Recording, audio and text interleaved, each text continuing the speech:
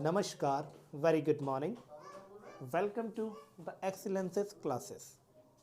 मैं आपका अपना प्रदीप सर हाजिर हूँ एक नए टॉपिक के साथ।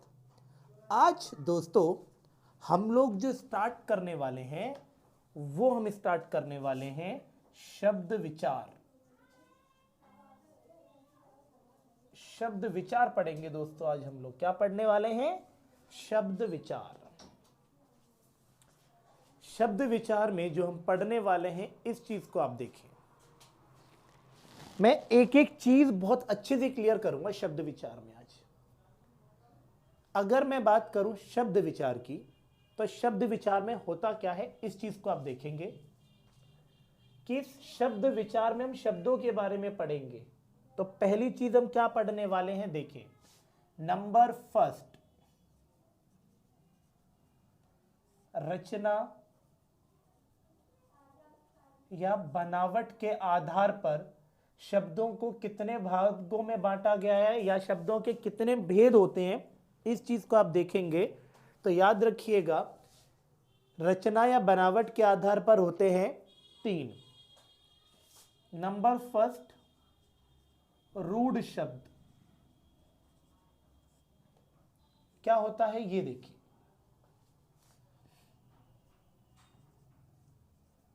जिन शब्दों का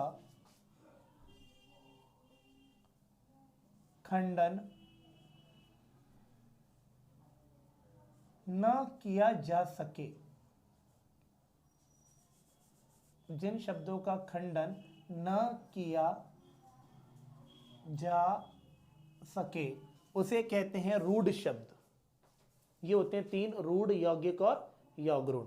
ऐसे शब्द या जिन शब्दों का खंडन न किया जा सके उन्हें कहते हैं हम रूढ़ शब्द। क्लियर है? जैसे उदाहरण, कुर्सी, तालाब, वृक्ष, कक्षा, आम आदि। जिन शब्दों को 2 भागों में हम तोड़ नहीं सकते उन्हें कहते हैं रूढ़ शब्द। रूढ़ शब्दों को ही मूल शब्द भी कह सकते हैं आप। क्लियर है?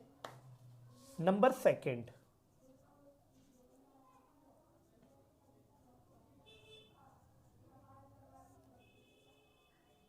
यौगिक शब्द। यौगिक शब्द किसे कहते हैं? जिन शब्दों का खंडन हो सके, जिन शब्दों का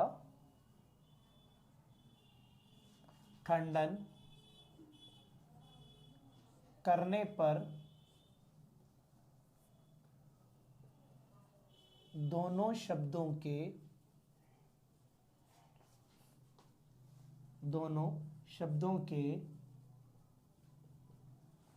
अलग अलग अर्थ प्रकट हो उसे हम क्या कहते हैं? यौगिक शब्द। यानी ऐसे शब्द जिन शब्दों को हम 2 भागों में तोड़ सकें। ऐसे शब्द जिन्हें हम 2 भागों में तोड़ सकें और तोड़ने पर उनके क्या हो? अलग अलग अर्थ प्रकट हो, उन्हें हम कहते हैं यौगिक शब्द। एग्जाम्पल, विद्यालय। अगर मैं इसे तोड़ूंगा दोस्त तो ये कैसे टूटता है? विद्या धन आलय। क्लियर है? एक और एग्जाम्पल ले लेते हैं हम। जैसे यहां पर ले लेते हैं, मैंने लिखा भैया जी आत्मानंद। अगर मैं इसे ब्रेकआउट करूं तो ये कैसे टूटेगा? आत्मा धन आनंद। अब इसी के साथ एक नोट पॉइंट याद रखिएगा, उपसर्ग और प्रत्यय सहित शब्द, उपसर्ग और प्रत्यय सहित शब्द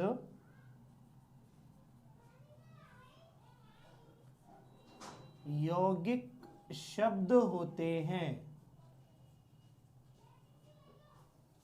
एग्जाम्पल, अपमान। तो अपमान में आप देखें, अप क्या है, मेरा एक उपसर्ग है, इसको अगर ब्रेक करूं तो अपधन मान हो जाएगा। मैंने लिखा मनुष्यता, अगर इसे मैं तोड़ूं तो ये टूटता है मनुष्य धन ता। इसमें जो ता है वो क्या है दोस्तों, ये है मेरा प्रत्यय। क्या है मेरा प्रत्यय। रूढ़ शब्द जिन शब्दों का खंडन ना किया जा सके और यौगिक शब्द जिनका खंडन करने पर जो टुकड़े हुए हैं उन दोनों का अलग अलग अर्थ प्रकट हो। नोट पॉइंट में ये भी बता दिया हमने आपको कि उपसर्ग और प्रत्यय सहित शब्द, यानी कि जिन शब्दों में उपसर्ग लगा हो, जिन शब्दों में प्रत्यय लगा हो, वो कौन से शब्द होते हैं, वो यौगिक शब्द होते हैं। क्लियर है। नंबर 3 रहने दो। अगर मैं 3 की बात करूं तो एक होता है आपका योगऋण शब्द। कौन सा शब्द होता है, योगऋण शब्द। अगर मैं योगऋण की बात करूं तो ये होते तो यौगिक शब्द जैसे हैं, लेकिन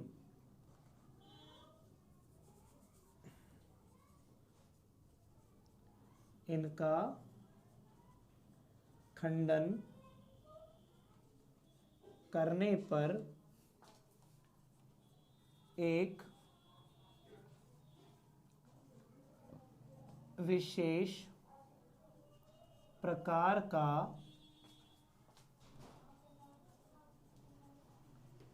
तीसरा अर्थ प्रकट होता है। एग्जाम्पल, मैंने लिखा माखन चोर। अगर मैं इसे तोड़ूं तो ये टूटेगा माखन धन चोर में। तो माखन चोर को तोड़ तो दिया माखन और चोर में, लेकिन इसका तीसरा अर्थ बनता है अर्थात भगवान कृष्ण। मैंने लिखा दशानन, 10 धन आनन अर्थात भगवान रावण। अब आप सोच रहे हैं अरे गुरुजी आप भगवान रावण, बहुत बुद्धि थी इसमें, ब्राह्मण था ये, ठीक है, इसने देखो समय को रोक दिया था। दिक्कत ये फंस गई थी थोड़ा सा, ये सीता के चक्कर में नहीं फंस गए, और नहीं तो बहुत बढ़िया इंसान थे ये भी। मैंने लिखा शिरीष। अगर मैं इसे तोड़ूं तो कैसे टूटेगा, श्री धन ईश। श्री का मतलब क्या होता है, लक्ष्मी। ईश का मतलब होता है पति परमेश्वर या भगवान। इसका मतलब लक्ष्मी का भगवान या लक्ष्मी का पति।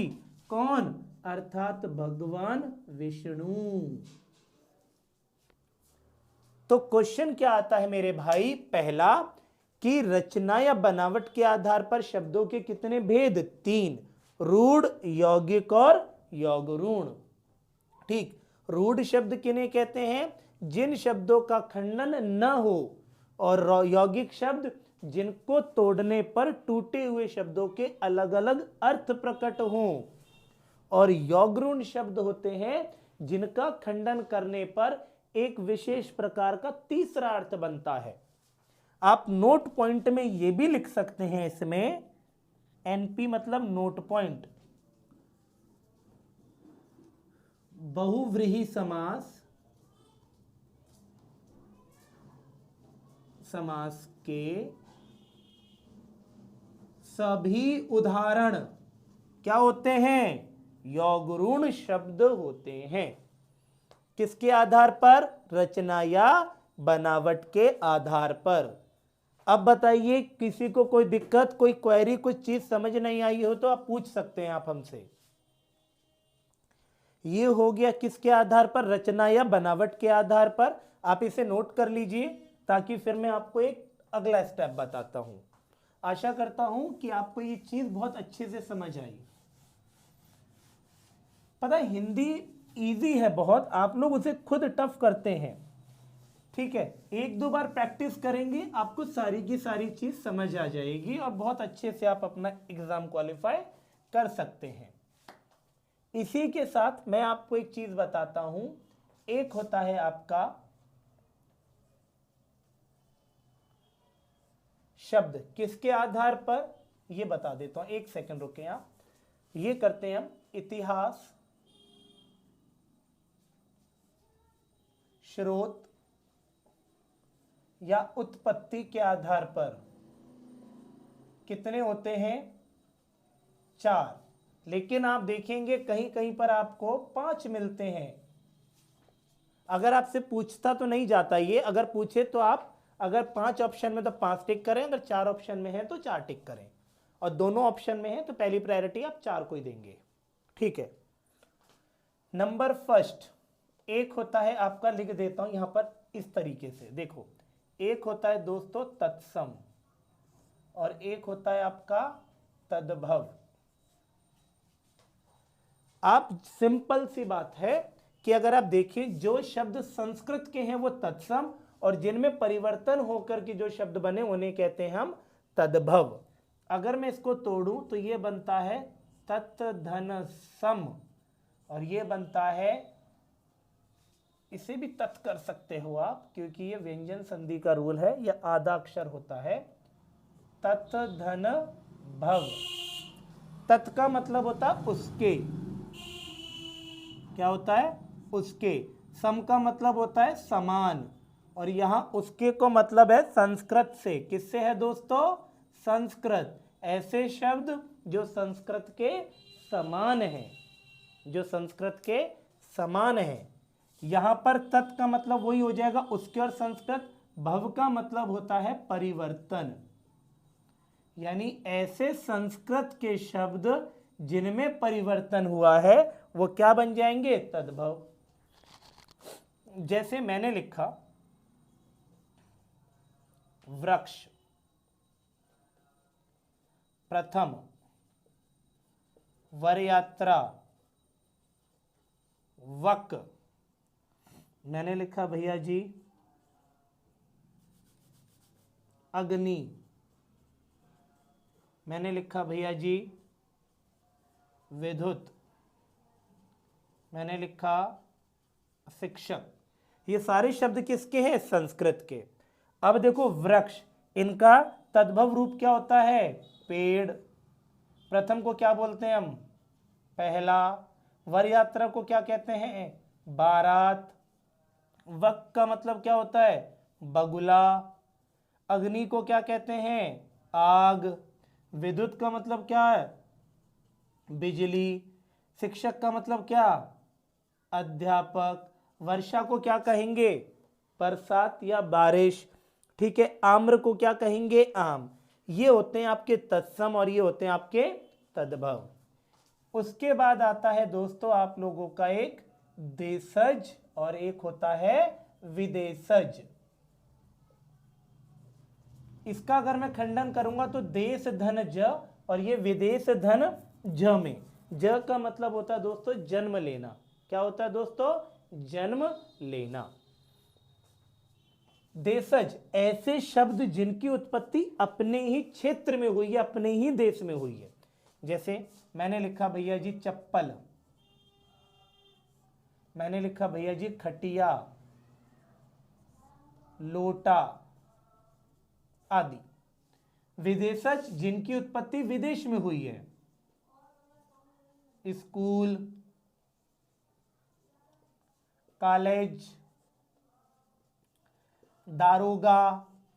ये ऐसे शब्द विदेशज में अरबी, फारसी, तुर्की सारे शब्द आ जाएंगे, चीनी वीनी, ये सारे शब्द 1 2 3 और ये 4। इसके बाद अगर मैं बात करूं तो एक होता है दोस्तों आपका संकर शब्द। ये होते हैं दो भाषा के मेल से बने। मैंने लिखा जैसे रेलगाड़ी, अगर मैं इसे तोड़ूं तो रेल और गाड़ी, रेल क्या हो जाएगा विदेशज, गाड़ी क्या हो जाएगा देशज। मैंने लिखा भैया जी वर्षगांठ, वर्ष क्या हो गया तत्सम, गांठ क्या हो गया भैया जी देशज। इस तरीके से मैंने लिखा जी मोटर गाड़ी, मैंने लिखा टिकट घर आदि। ये है आपके शब्द विचार में किसके आधार पर, इतिहास, स्रोत या उत्पत्ति के आधार पर। तत्सम ऐसे संस्कृत के शब्द जो उसी भाषा में ज्यों के त्यों रखे गए हैं, यानी कि माइंड में एक चीज आनी चाहिए, जो संस्कृत के शब्द हैं वो तत्सम, और उनको जो ट्रांसफर किया गया यानी कि जो उनका हिंदी स्वरूप बनाया गया, इनमें परिवर्तन किया गया, उसे कहते हैं तद्भव। देशज जो अपने देश में, विदेशज जो बाहर के देश में, संकर दो भाषाओं के मेल से बने शब्दों को हम क्या कहते हैं, संकर कहते हैं। क्लियर है दोस्त। तो आज हमने पढ़ा इतिहास, स्रोत और उत्पत्ति के आधार पर, और हमने पढ़ा रचना या बनावट के आधार पर। इसके साथ साथ एक चीज और बता देता हूं, देखिए एक होता है आपका अर्थ के आधार पर शब्दों के कितने भेद, दो। एक होता है आपका सार्थक और एक होता है आपका निरर्थक। सार्थक किसे कहते हैं, जिसका कोई सेंस हो, निरर्थक जिसका कोई सेंस ना हो। आपने देखा कभी कभार हम लोग निरर्थक शब्द का भी यूज कर लेते हैं। ठीक है, अब आप पहली चीज तो ये देखो, क्षमा चाहूंगा मैं इसकी डेफिनेशन नहीं बता पाया दोस्तों, तो बता देता हूं। शब्द किसे कहते हैं, दो या दो से अधिक वर्णों के मेल से बने समूह को क्या कहते हैं, शब्द कहते हैं, या दो या दो से अधिक वर्णों के सार्थक समूह को हम क्या कहते हैं, शब्द कहते हैं। तो अर्थ के आधार पर दो होते हैं, सार्थक जिसका मतलब निकले, निरर्थक जिसका मतलब नहीं निकले। जैसे हमने बोला जूता फूता, जूता का अर्थ तो है, फूता का क्या है, पानी शानी, रोटी सोटी, ये शब्द। अब इसी सार्थक की अगर बात करूं तो इसी सार्थक के होते हैं चार। नंबर पहला होता है दोस्तों एकार्थी, नंबर सेकंड होता है अनेकार्थी, नंबर थर्ड होता है विलोम, जिसे आप क्या कहते हैं, विपरीतार्थी, नंबर फोर्थ होता है पर्यायवाची, जिसे आप क्या कहते हैं, समानार्थी। ये होते हैं इसके अंतर्गत। ये सारी चीजें दोस्तों आपको स्वयं से पढ़नी होती हैं। क्लियर है। तो आज के लिए इतना काफी है, मुलाकात होगी अगली वीडियोज में इसी के नेक्स्ट टॉपिक के साथ। तब तक के लिए धन्यवाद। लाइक, कमेंट, शेयर और सब्सक्राइब करना ना भूलें दोस्तों। Thank you.